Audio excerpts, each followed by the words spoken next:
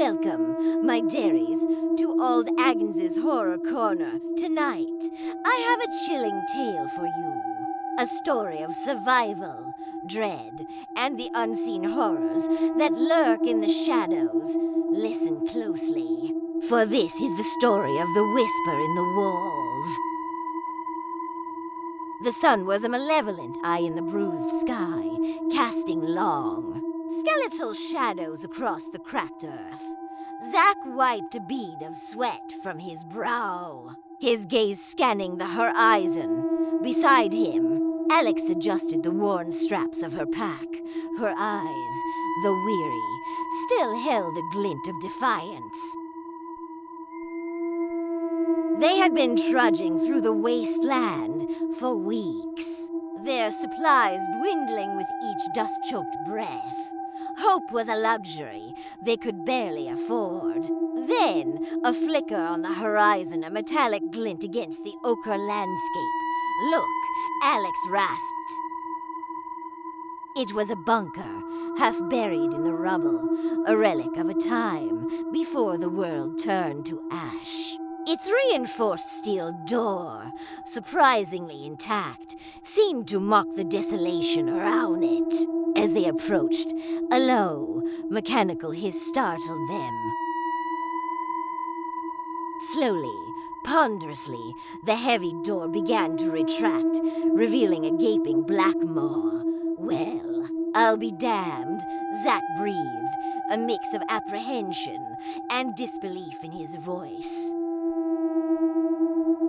After a moment of shared, silent deliberation, they stepped inside.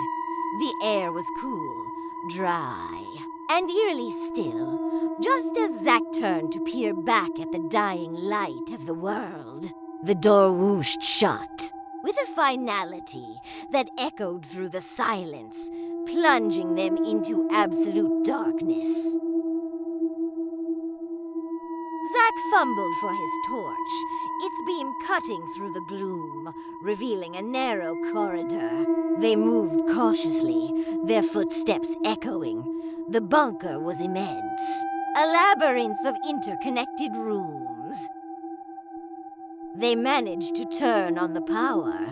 To their astonishment, they found storerooms overflowing with preserved food, crates of bottled water, and even working showers, the water surprisingly clean and warm. They ate, they drank, they washed away the grime of the apocalypse, a sense of cautious relief settling over them. This was a sanctuary, a true haven. But peace, like clean water, was a fleeting luxury in this world. It began subtly, a faint scratching, barely audible, coming from the walls. At first, they dismissed it as the bunker settling, or perhaps rats. But as the days turned into weeks, the sounds grew more distinct, a soft scuttling, a slithering, sometimes even a low, guttural murmur that seemed to pulse with a dark, unseen life. They would exchange uneasy glances, their earlier relief replaced by a creeping dread. Zack shook his head, running a hand through his unkempt hair. "I don't know, Lex, but I don't like it." One morning, Alex woke to an unsettling quiet. The scratching had stopped. A chilling stillness pervaded the bunker. She called for Zack, but there was no reply. A cold dread seeped into her bones, her heart pounding against her ribs. She followed a terrible premonition to the common area. There, slumped against a stack of supply crates, was Zack. His skin was pale, and his eyes were wide, staring blankly. Around him, the floor was slick with a dark, viscous substance that was not blood. It pulsed faintly, like something alive. A scream tore from Alex's throat. Panic seized her. An animalistic terror that propelled her forward. She didn't look back, didn't dare. She ran, blindly, through the familiar corridors, her mind fixated on one thing, the door. She reached it, her fingers fumbling desperately for the release mechanism. With a frantic press of a hidden button, she heard the familiar hiss.